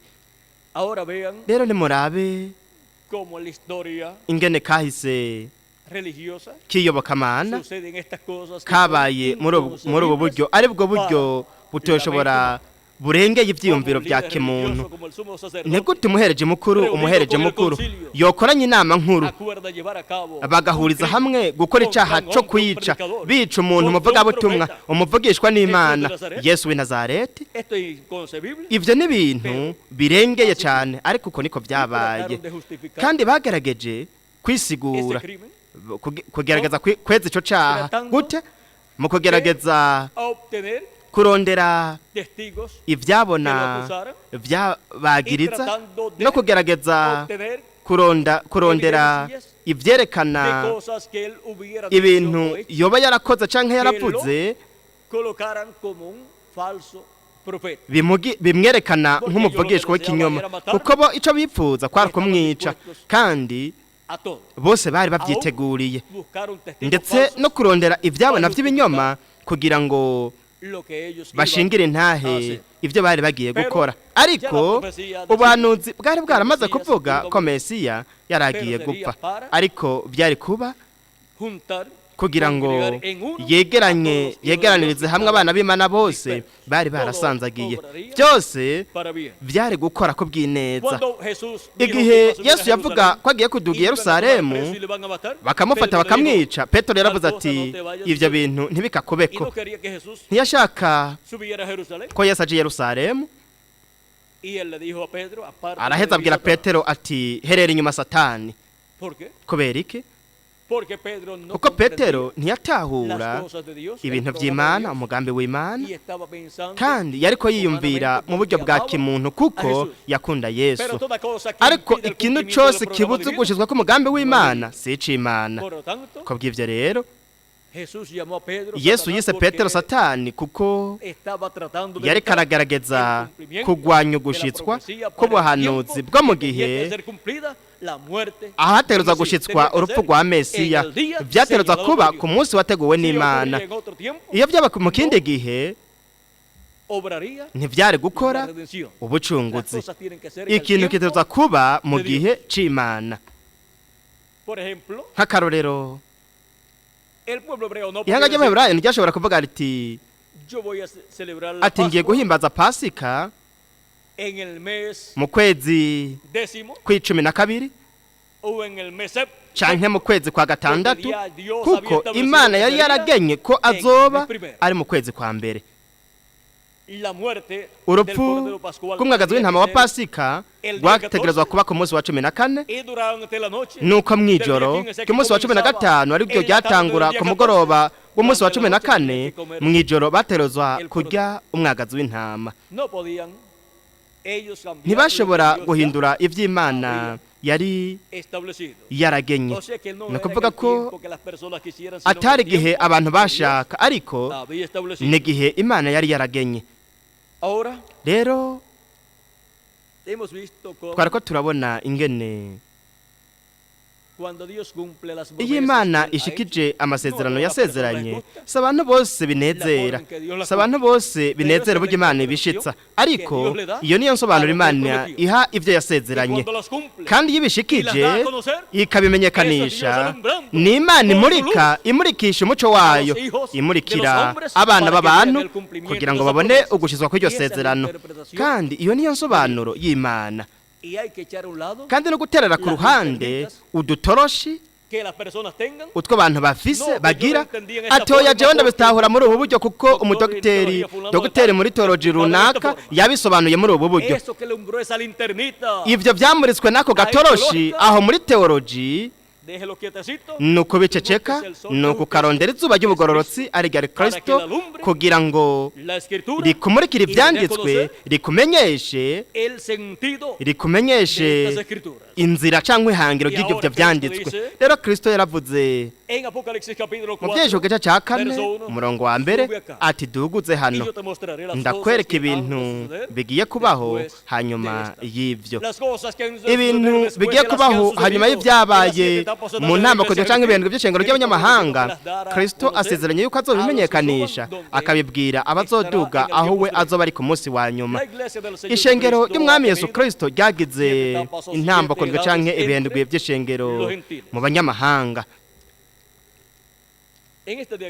kwa kino gicapo Reverend William Branham yakoresheje turabifise hano ino ntambako ntoya aha yerekana ni intambako y'intumwa hanyuma haza iyindi ntambako nini cyane arico gihe cyambere cy'ishengero rya Yesu Kristo mu banyamahanga arico cabereye muri Aziya ntoya hanyuma haza intambako ya kabiri mu banyamahanga ariyo yashikirijwe mu Bufaransa intumwa yayo yari Irene igihe cyambere intumwa yaco yari Paulo igihe cya kabiri intumwa yacu yari Irene hanyuma haza intambako ya gatatu cyangwa igihe cya gatatu mu banyamahanga mu Bufaransa no mu Buhungiriya intumwa yacu yari Marte hanyuma haza intambako ya kane y'ishengero rya Yesu Kristo mu banyamahanga muri Irlande no muri Ecosse intumwa yaho yari Colomba hanyuma haza intambako ya gatanu y'ishengero rya Yesu Kristo mu banyamahanga yabereye mu Budagi intumwa yaho yari Luteri hanyuma haza intambako ya gatatu y'ishengero rya Yesu Kristo mu banyamahanga yabereye mu Bwongereza intumwa yaho yari Wesley rero murabe muri Aziya ntoya habereye igihe cya mbere cy'ishengero ry'abanyamahanga mu Burayi habera ibintambako zitanu cyangwa ibihe bitanu ubu naho igihe c'indwi cabereye muri Amerika ya ruguru kandi intumwa yaho yabaye Reverend William Branham abo bamarayika ntumwa bahagarariwe mu ngoro iri mu ijuru bahagarariwe n'amatarandwe y'umuriro ari imbere yo kugaragara kw'Imana ni imwe mu z'Imana zinyuranganya mu isi yose nuko zikigaragaza ngaha ku isi mpemu w'Imana akigaragaza muri umwe muri izo ntumwa yamye yinyuranganya ku isi uhereye muri Aziya ntoya kugeza muri Amerika ya ruguru mu banyamahanga ahamagara yegeranya abategereje biwe ba buri gihe akabashira mu mubiri w'ibanga wa Yesu Kristo kandi akubaka bityo ingoro yiwe mu gihugu nk'ema akubaka bityo ishengero ryiwe rero dushobora kubona ko biciye muri marayika ntumwa Kristo yamuritse amurika amasezerano ajanye na buri gihe araheza amenyekanisha ibyanditswe n'amasezerano ya buri gihe arahamagara yegeranya abatorije biwe ba buri gihe abo bamarayika ntumwa ni abarongozi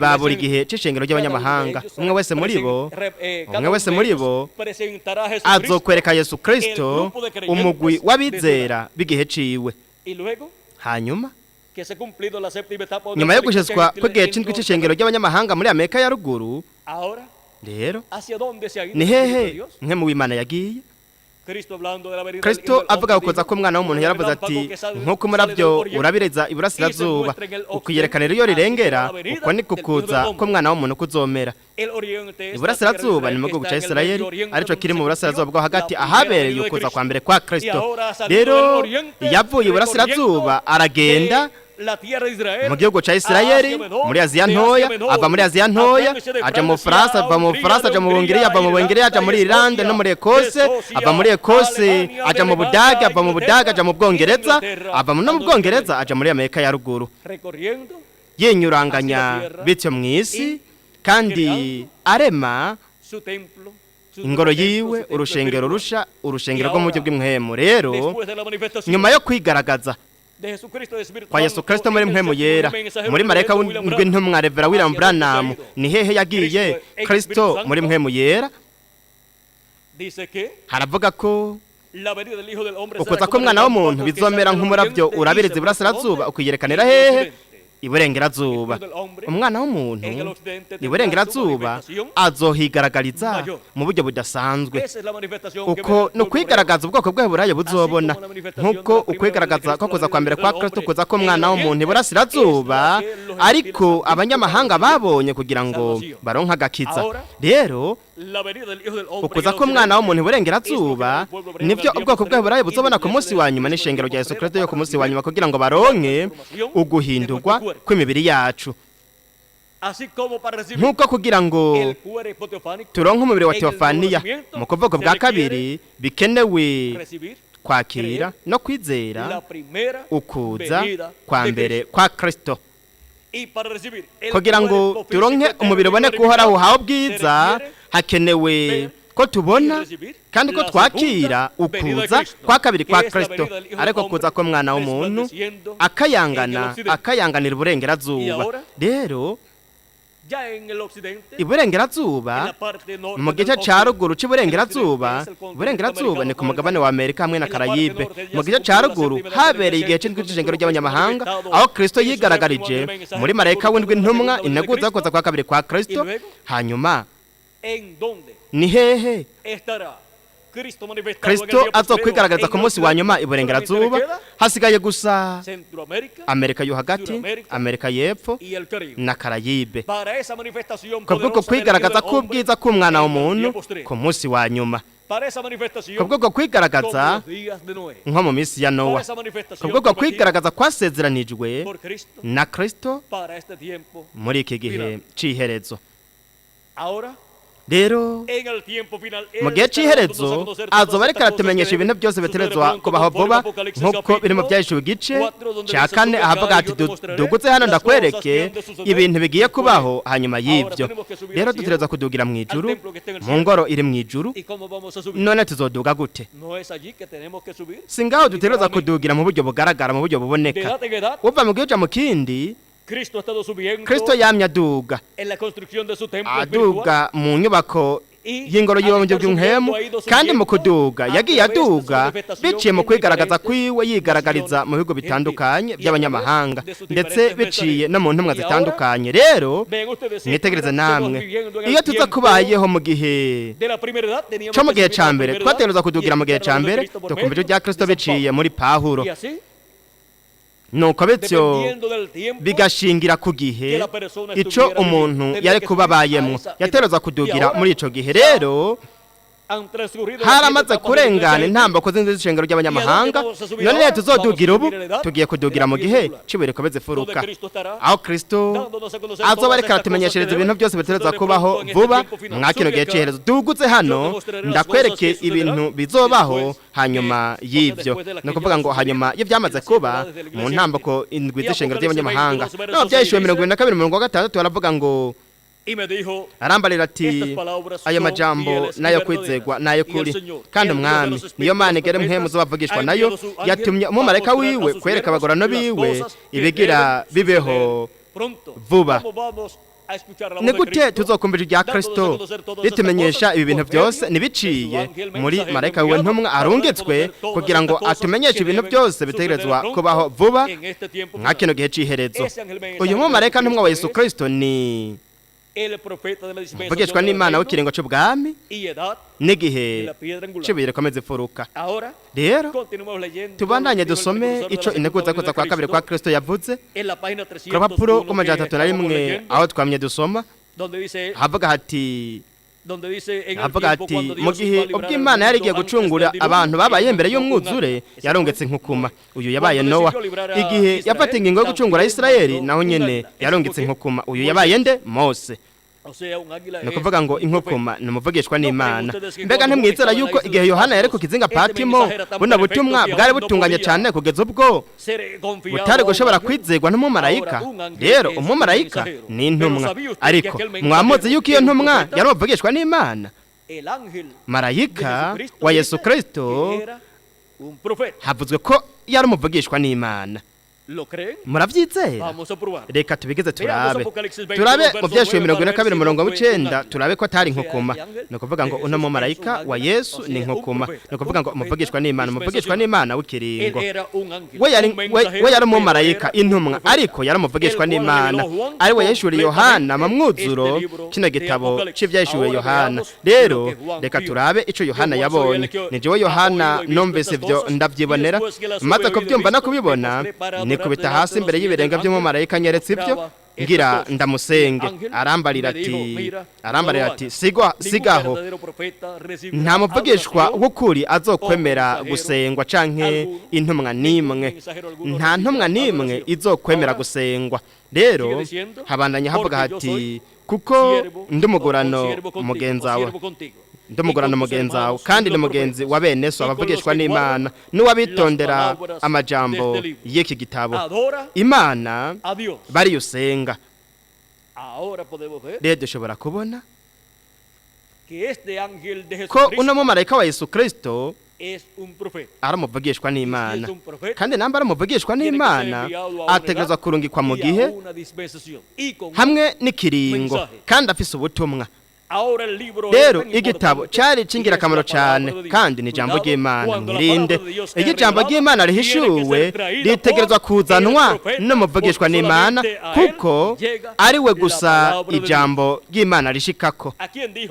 Ninde havuze ko ijambo ry'Imana rishikako? Ni umuvugishwa n'Imana hagati muri mwebwe. Ni kuvuga ngo hagati muri bene wanyu Uhoraho Imana yanyu izomuhagurutsa. Ni kuvuga ngo umuvugishwa n'Imana ameze nka Mose, kandi haravuga ko azoshira amajambo yiwe mu kanwa kandi azoshira amajambo yiwe hehe? Mu kanwa kiwe. Rino jambo ry'ibyayishuwe rishigwa mu kanwa ka marayika wa Yesu Kristo, kandi rizanirwa Yohana intumwa muri ibi bimenyetso by'ibyayishuwe Yohana.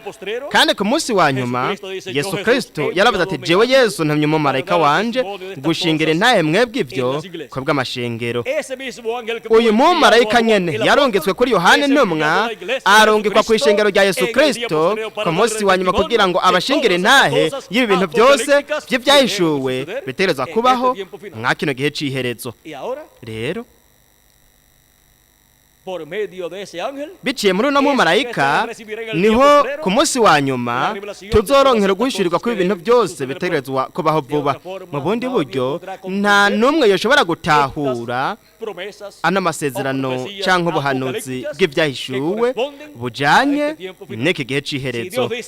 Nimba Imana ivuze ko izorongeka marayika wiwe, ntimurondere uwundi muntu, murondere uwo mumarayika ari we yarungitswe na Yesu Kristo, kuko biciye muri uwo mumarayika niho Yesu Kristo izuba ry'ubugororotsi rizoba ririko rirakayangana kandi ritumurikira, atumurikira n'amasezerano yose y'ibyahishuwe. Ntukagerageze kumurikisha gatoroshi mu gihe izuba ry'ubugororotsi Yesu Kristo biciye muri marayika we ntumwa azoba ariko araduha umuco kugira ngo dushobore kubona no gutahura ano masezerano yose y'ibyahishuwe. Rero mw'iki gihe c'iherezo mu gikorwa cha Kristo hamwe no mu gusozerwa k'umugambi wiwe, Kristo arungikira ishengero ryiwe marayika we ntumwa, akamurungika ku ishengero ryiwe Isirayeli yo mu ijuru, hanyuma azomurungika no kuri Isirayeli yo ku isi. Uyu mumarayika ntazokwihuta kugira ngo aje kuri Isirayeli yo ku isi. Kubera iki? Kuko igikomeye cyane kizoba kiriko kiraba muri Isirayeli yo mu ijuru, mu ishengero rya Yesu Kristo. Y él tiene la comisión kandi wafise igikorwa con el mensaje de la gran voz de trompeta hamwe n'ubutumwa bwiza bw'ijwi rirenga ry'inzamba igikorwa cyo guhamagara no kwegeranya abatoranyijwe n'Imana bose ku munsi wa nyuma en la edad mu de gihe la piedra angular. cibire komeze furuka nk'uko buri mumarayika ntumwa wa buri gihe yagize igikorwa c'Imana cyo guhamagara no kwegeranya abatoranyijwe ba buri gihe En la cual arico yarungitswemwo en la manifestación mu de la kwigaragaza Espíritu kwa Cristo mpemu wa a Kristo través de biciye ese mensaje. muri iyo ntumwa San Pablo cuando Pawulo quiso ir, igihe yashaka kuja i Betaniya dice que el Espíritu Santo haravuga ko se mpemu le- yera yamubujije y le mostró yaciye amwereka umugabo w'i Masedoniya aramubwira mwiyerekwa sube acá o ati ven acá, duguze hano cyangwa y uze ayuda. hano udufashe kubera Porque iki los escogidos de Dios kuko van a abatoranyijwe venir n'Imana de la mu gihe cya mbere cy'ishengero ry'abanyamahanga hacia ntabwo la China bari o hacia bari ese abo mu territorio Bushinwa que canke estaba muri en ako Asia, gace ariko bari abo muri Aziya ntoya kandi Imana cumplir ntiyari gushobora gushitsa igihe cya mbere cy'ishengero ry'abanyamahanga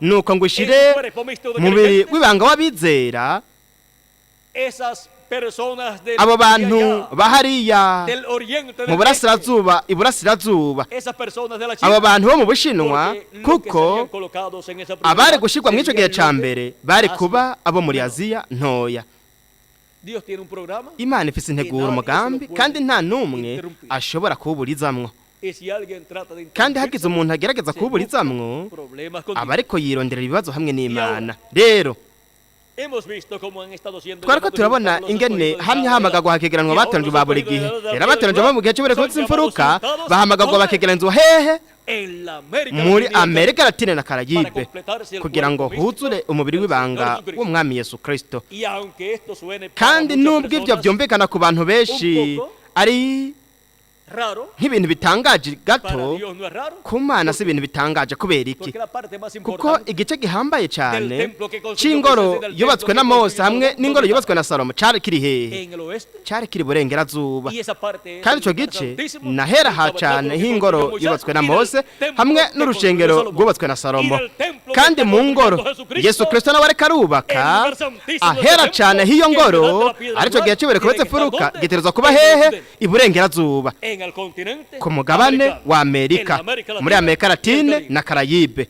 Ahora ven que rero todo murabe está ko byose allá en el templo que hizo que construyó Moisés, byose el biri ngaho mu templo que rushengero rwubatswe na construyó Mose ndetse no mu rushengero rwubatswe na porque esto es lo Salomo que está kuko en el templo ivyo nivyo del biri cielo. mu ngoro yo mu Y ijuru Cristo kandi construyendo Kristo su templo yubaka tiene ingoro que yiwe construirlo ategerezwa de acuerdo kuyubaka ashingiye al modelo ku dado gishushanyo por Dios. cyatanzwe Para que n'Imana sea kugira ngo el templo ibe ingoro que representa ishushanya el templo que está en el ingoro iri mu ijuru y la iglesia de Jesucristo kandi que ishengero es rya el Yesu templo de Kristo ariyo ngoro ya Yesu Kristo representa ishushanya ingoro y'Imana iri mu ijuru ubu ntagikeneye ya ngoro yubatswe na Mose canke rwa rushengero rwa Salomo Yesu Kristo ariko yubaka ingoro yiwe kandi iri hafi kurangira ari hafi kurangiza kubaka ingoro yiwe kandi nk'uko igihe Mose yarangiza kubaka ingoro yiwe na Salomo nawe akarangiza kubaka ingoro yiwe barayeguriye Imana Imana irinjira muri Shekina umuco wa Shekina muri rya nkingi y'umuriro yinjira muri iyo ngoro nuko ishika ahera ha cane iraheza ija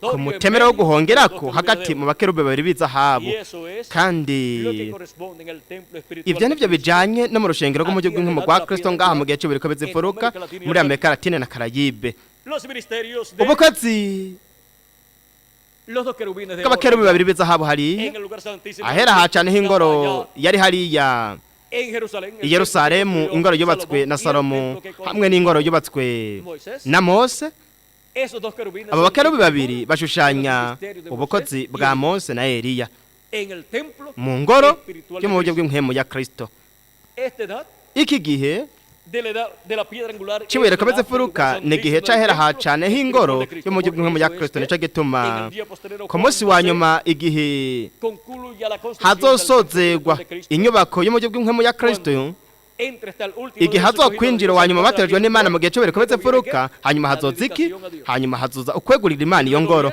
hanyuma haze umwuzuro w'Imana muri iyo ngoro abapfuye bizera Kristo bazozukira mu miri ihoraho natwe bakiri bazima tuzoca duhindurwa Imana yavuze ko izoshemagiza izohesha ubwiza inzu y'icubahiro cayo kandi izonashemagiza ihicubahiro buri muntu ageze umubiri w'ibanga wa Kristo tuzogira umubiri uhawe ubwiza kandi uhoraho Y ese es el templo de Dios. kandi iyo niyo ngoro y'Imana, inzu y'Imana.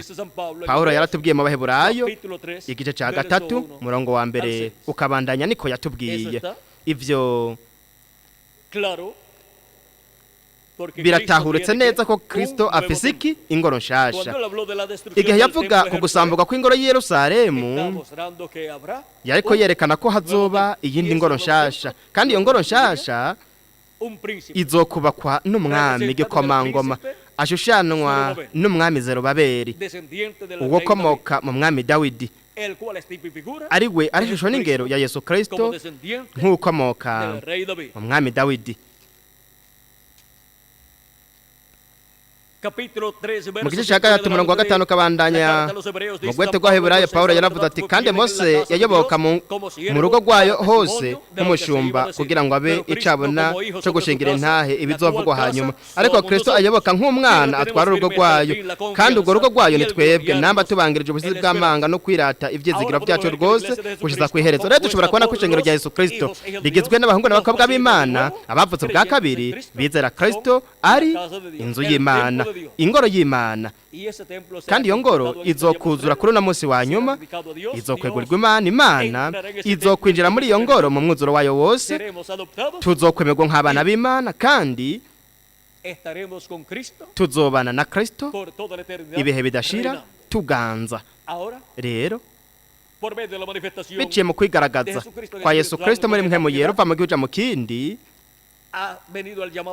haje umuhamagaro w'abatorejwe n'Imana kugira ngo ku munsi wa nyuma haza biciye mu kwigaragaza kwa Kristo biciye muri mwe mu yera abiceje muri mareke we ntumwa, ariko mareke we ntumwa ntabwo ari umwami Yesu Kristo, ariko biciye muri we tuzoronka kwigaragaza kwa Kristo ko ku munsi wa nyuma kwigaragaza kw'ikimatanije c'indwi.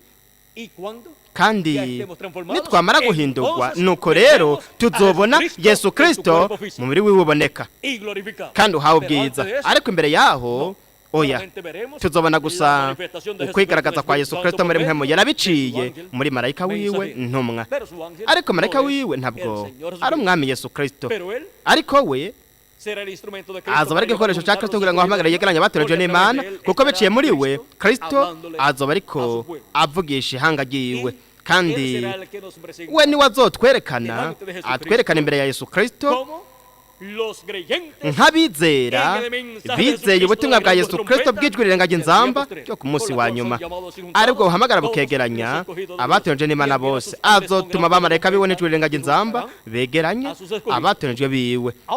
Rero igihe dusomye ivyanditswe atubwira ku bamarayika, buri gihe twiyumvira umuntu arengeye umwe mu buryo bugaragara, mu buryo buboneka, nk'uko igihe Bibiliya ivuze kuri Data, Mwana na Mpwemu, abantu baravuga bati aho ni batatu, ati ni batatu. Ariko Kristo igihe yavuga kuri ibyo, igihe Filipo yamubwira ati twereke so bizoba bihaye, Yesu aramubwira ati n'igihe namaranye namwe ga Filipo ndi kumwe nawe n'ubu kugeza n'ubu nturazumenya, mbega ntuzi ko jewe nari muri Data, Data nawe akaba muri jewe, kandi ko wumbonye ababonye Data. Kubera iki? Kuko Data yari yambaye umubiri w'inyama, umubiri w'inyama witwa Yesu gusa cari wari umwambaro wa kimuntu wa Data wo mwijuru yari imbere muri uwo mubiri uboneka. Hari ahantu Yesu Kristo yavuze ati jewe na Data turi umwe. Nico gituma bamubwira Yesu ati wewe uri umuntu wigira Imana, ariko we yari Imana yigize umuntu kugira ngo akore igikorwa cy'ubucunguzi. Rero iyo ivyanditswe, iyo dusanze mu vyanditswe ko bitubwira ko bamarayika bo mwana w'umuntu aje nijwe rengaje nzamba kugira ngo ahamagare yegeranya batoranijwe, benshi barindiriye kubona imyerayi ibiri, umwe ngaha uwundi hariya, kandi abazi yuko ubwo ubwo bukozi bw'imyerayi ibiri ari ubukozi bwa Mose na Eliya, barindiriye ko Mose aza mu buryo bugaragara, aze mu ruhande rumwe, Eliya nawe ngo aze mu rundi ruhande, nk'uko bari babyiteze mu gihe caheze. Kandi igihe Eliya yaza yitwa Yohana Umubatizi, niwe Eliya yavuze ko azoza ateguriza iki? Ateguriza kuza kwa mbere kwa Kristo, kandi ntibamumenye. Hanyuma igihe Eliya yaza mu nshuro ya kane ateguriza ukuza kwa kabiri kwa Kristo, muri nyama witwa Revera William Marion Branham nawe nyene ntibamumenye kandi igihe Eliya aza mu ncuro ya gatanu nuko rero azokwitwa izina bazoba bamwise abavyeyi biwe igihe uwo mubiri w'inyama wavuka ariko ubukozi buzoba ari ubukozi bwa Eliya kandi muri we hazoba harimwo n'ubukozi bwa Mose kandi wazoba ari marayika wa Yesu Kristo ari wazoba arimwo ubukozi bwa Eliya n'ubwa Mose hamwe n'ubwa Yesu mwibuke ubukozi bwiwe ariko mu buryo bugaragara ntazoba ari Mose ntazoba ari Eliya ntazoba ari Yesu marayika wa Yesu Kristo si Eliya si Mose si na Yesu ariko muri we hazoba harimo ubukozi bwa Mose na Eliya n'ubwa Yesu buriko buragaragazwa buriko burakogwa na marayika w'isezerano ari wazoba ariko yigaragariza muri marayika wa Yesu uko niko hazamagagwa hakegeranwa baterejwe n'Imana bo ku munsi wa nyuma rero mwabonye ingene byose byoroshe iyo tuvuze duti Yesu azoba ariko aratuvugisha ku munsi wa nyuma na Eliya azoba ariko aratuvugisha ku munsi wa nyuma na Mose azoba ariko aratuvugisha ku munsi wa nyuma rero mwitegereze abo batatu numwe marayika wa Yesu Kristo asizwe na mpwemu yera nawe akavuga biciye muri marayika w'intumwa iryo niryo banga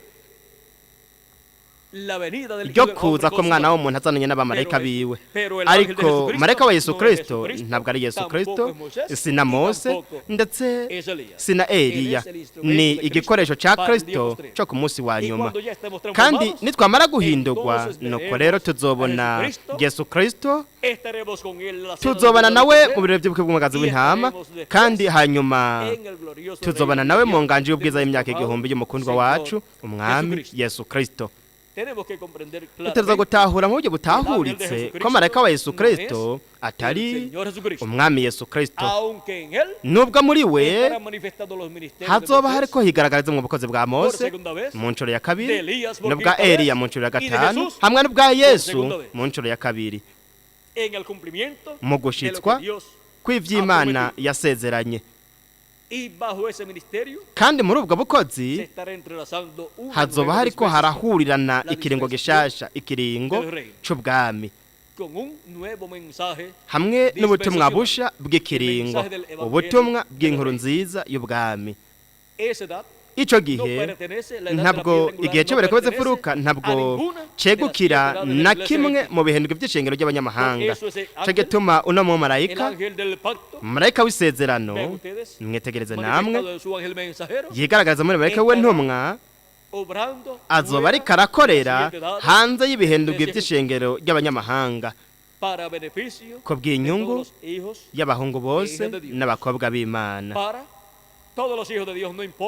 kubw'abahungu n'abakobwa b'Imana bose atitaye ku mugwi w'idini boba barimwo uyo mu marayika ntumwa ntazogira inzitizi ngo agirane inzitizi n'umuntu n'umwe uretse ko ubutumwa bwiwe ari ubw'ikiremwa muntu cose nibwa amahanga yose indimi n'amoko yose wewe azoba hari kubw'ineza y'abantu bose abana b'Imana bose abanyamahanga hamwe n'abaheburayo ariko ntazoca ku baheburayo hataruzura igitigiri c'abatorejwe n'Imana mu ishengero rya Yesu Kristo nuko ngo hazuke abapfuye bizera Kristo abakiri bazima natwe duhindurwe no kuvuga ko niyagenda azogenda afise umubiri umeze gute umubiri uhoraho umubiri musha kandi